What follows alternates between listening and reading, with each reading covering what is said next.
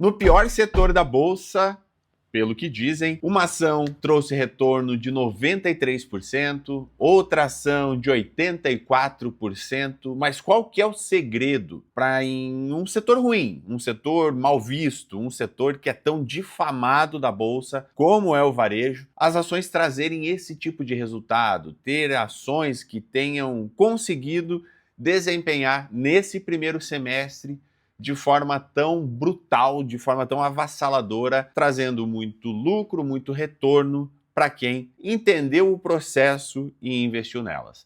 No vídeo de hoje eu vou falar exatamente sobre isso. Eu vou te mostrar o exato processo que a gente seguiu aqui para encontrar essas ações que são parte de um setor que é muito mal visto na Bolsa de Valores e que ainda assim trouxeram um baita resultado.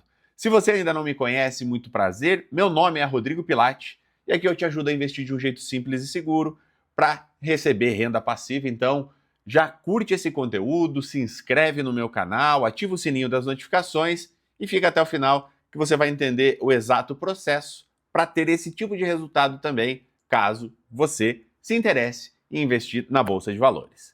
Bora para cima? Ministério do Investidor Poupa Tempo alerta. O vídeo não é recomendação de investimentos e o ativo foi escolhido seguindo critérios das estratégias do método Poupa Tempo e não deve ser tomado como referência de investimento. Sem mais delongas, já vou falar aqui da primeira ação, que é a ação que aparentemente trouxe mais resultado na carteira desse meu aluno que me mandou os resultados. Eu vou botar aqui na tela as duas ações. Primeiro, eu vou botar o resultado que o Alberto teve com Açaí 3, que é a empresa Açaí, né, a Sendas Distribuidora SA.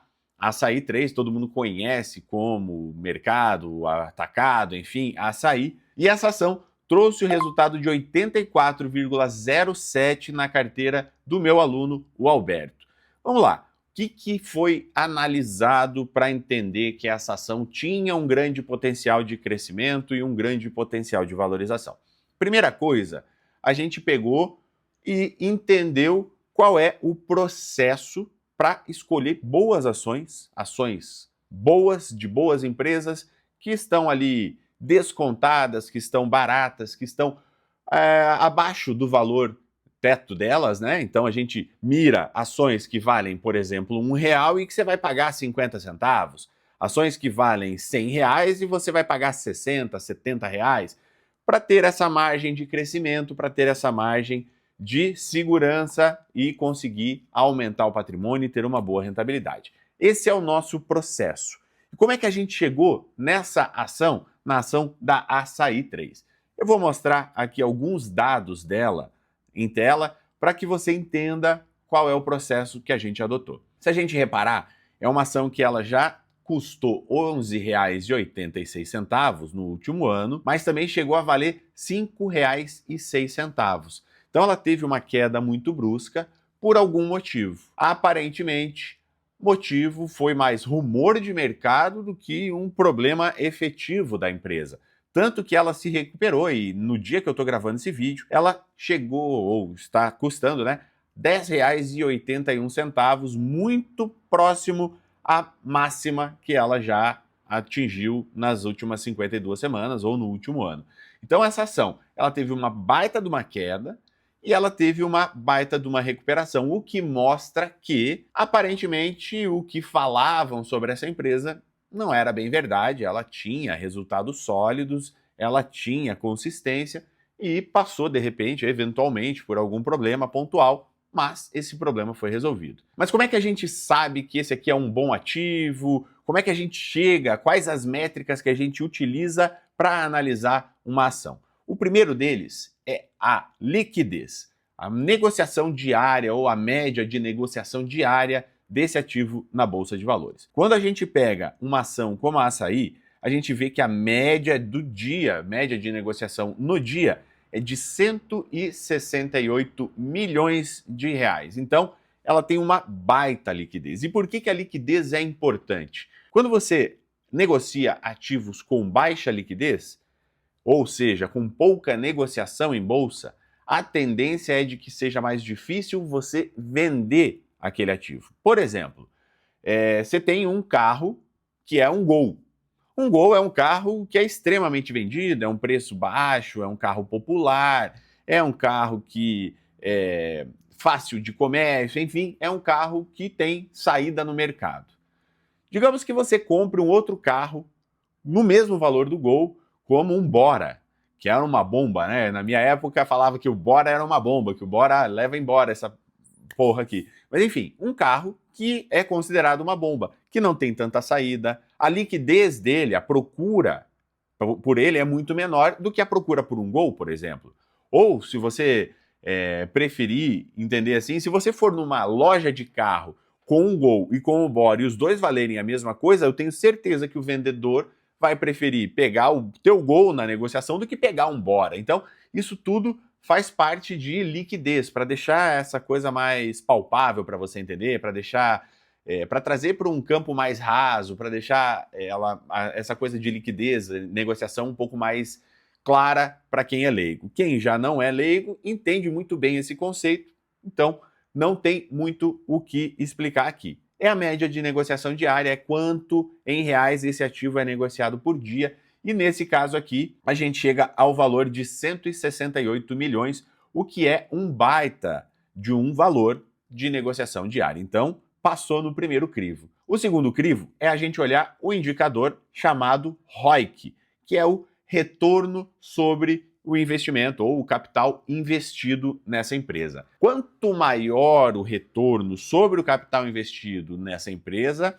melhor é para nós. Então, quanto maior o ROIC, melhor é para nós. Pensa que uma empresa que investe 100 e tem retorno de 200, ela teve um retorno de 100%. Uma empresa que investe 100 e tem retorno de 101, ela teve retorno de 1%. Então, quanto maior o ROIC, obviamente, melhor é a administração, melhor é o negócio, melhor é a gestão dessa empresa com relação ao capital investido. E aqui tem um ROIC interessante, ó. O ROIC é de 16,71. Com certeza, na época da análise, lá atrás, esse ROIC era ainda maior, porque hoje, na casa dos 16,71, essa empresa não entraria nos meus top 20. Para você que não sabe, eu tenho um top 20 de ações, que são as ações que eu chamo de ações 20+. Eu aplico alguns filtros como esses que eu estou mostrando aqui, filtros simples, de forma automática, e chego nas 20 melhores ações.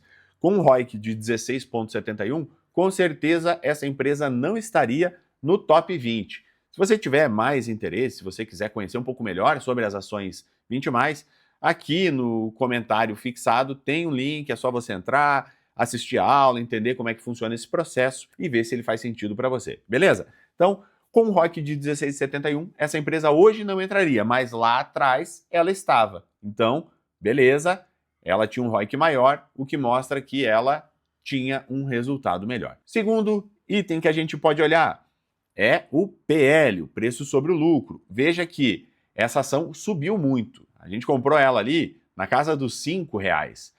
Ela, na casa dos R$5, era metade do preço. Então, o preço sobre o lucro dela também era muito mais baixo. Ela já está se tornando uma ação bem mais cara. Isso mostra que o período de alta dela, o ciclo de alta dela, já está chegando no fim. A gente que comprou lá atrás aproveitou. Quem não aproveitou, não sei se é o momento de entrar nesse tipo de ativo, né? Nesse ativo nesse momento. Enfim, PL é outro indicador que é possível olhar. Outro indicador, o EV/EBIT, ou o valor da empresa dividido pelo lucro antes de pagamento de imposto, taxa, juros, enfim. É como se fosse o lucro líquido, mas não é essa a ideia, não é essa a expressão. Mas é só para que as pessoas entendam. O lucro bruto, desculpa, não é o lucro líquido. É como se fosse o lucro bruto da empresa, sem descontar nada, tal. Para ficar claro aqui, só falando de forma grosseira, não é isso, tá? Não é isso, mas é para que fique todo mundo no mesmo patamar e consiga entender. Então, um EV/EBIT mais baixo é muito mais interessante. Esse EV/EBIT já está na casa do 7. Também já tira essa ação aqui do ranking das 20+. A gente busca ações ali com EV/EBIT de 3, 4, né? Nessa faixa aí a gente consegue encontrar bons ativos, boas opções para investir. E o Açaí 3, na época, estava com essas métricas todas redondinhas.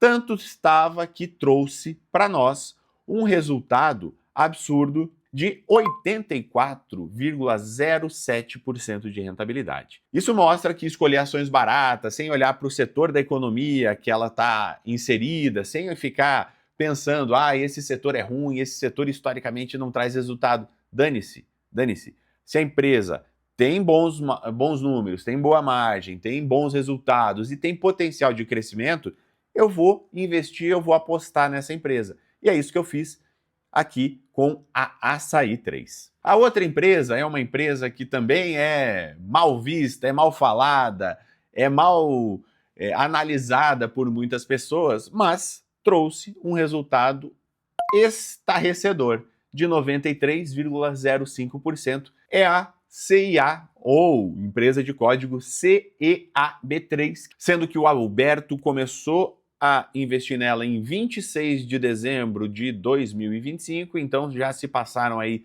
6 meses e ele teve, né, esse resultado de aproximadamente 93% em cima desse ativo. E por que isso tudo? Veja que essa ação já chegou a custar, teve resultado no último ano de aproximadamente, teve um preço, teve cotação de aproximadamente R$18, mas também já caiu para R$ 7,42. Então ela teve também um decréscimo muito grande nas ações, de 18 para 7. Pô, é uma baita de uma queda, considerando aí o que aconteceu, né? Em contrapartida, ela hoje recuperou e está na casa dos 17,22. Entenda que, quando eu falo preço máximo, preço mínimo, preço atual, isso não quer dizer nada. Não é porque a empresa estava num patamar e caiu que ela vai se recuperar. Isso não acontece. Se fosse isso, quem investiu em Oi estava trilhardário. Não é assim que funciona. Mas eu estou trazendo métricas para mostrar que a gente aproveitou esse crescimento.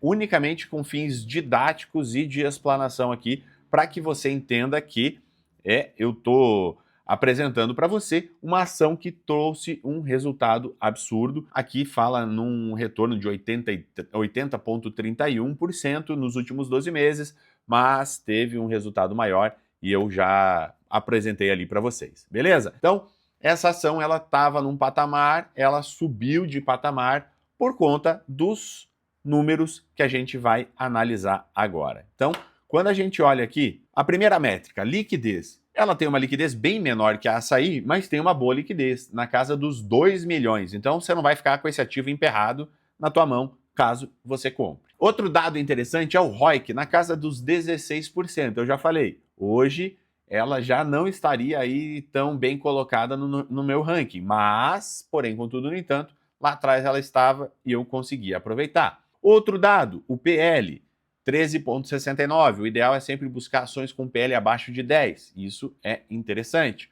O EV/EBITDA, veja, não está tão alto, está na casa dos 6,28, mas ainda assim fugiria do ranking das 20 mais. Mas como eu estou mostrando quais foram os itens que a gente olhou lá atrás e que esses números, eles também cresceram de acordo com a cotação ou de acordo com a valorização do ativo, eu trago isso para exemplificar que essa ação lá atrás fazia sentido, hoje ela não faz mais, a partir do momento do rebalanceamento que o Alberto vai fazer no dia 26 de junho, ele faz o rebalanceamento, ele vende as ações que não estão mais no top 20, então a partir do momento que ele vende essas ações, pronto, ele resolveu a parada, aproveitou o ciclo de subida dessa ação, se desfaz dela e vai para outras que também têm potencial de crescimento e valorização tão grande quanto ou até maior que a Açaí 3 e a CIA. Então, simplesmente eu comprovei para você que não existe setor ruim da Bolsa de Valores, como o Barsi costuma falar, como vários outros analistas aí falam. Estou citando o Barsi porque o Barsi é um dos caras que não investem em varejo e está aqui duas empresas de varejo, uma trazendo 90 e tantos por cento de rentabilidade, outra trazendo 80 e tantos por cento de rentabilidade, ou seja, ações que praticamente dobraram o patrimônio investido em apenas 6 meses. E o que eu fiz? Um processo simples, aplicando filtros, encontrei essas ações aqui e são filtros automáticos. Inclusive, a ferramenta seleciona automaticamente as 20 melhores ações e os 20 melhores fundos imobiliários para que você invista e tenha esse potencial de crescimento, tenha essa chance de ver o patrimônio dobrar aí em curto, médio e longo prazo, dependendo da situação, do contexto do mercado, enfim, né? A média de rentabilidade aqui é de 24,87% ao ano e esse tipo de ação contribui muito para que a gente chegue a esse patamar. Beleza? Então, aqui está a análise e a prova de que o setor de varejo não é um setor ruim, não é um setor que não deve ser olhado, que não é um setor promissor na Bolsa de Valores, muito pelo contrário, sabendo escolher bons ativos, qualquer setor é bom, qualquer setor é promissor e qualquer setor pode te trazer retorno. Fechou? Se você curtiu esse vídeo, não esquece de deixar o like, deixa aqui teu comentário se você investe em varejo, se você também acha que varejo é uma fria.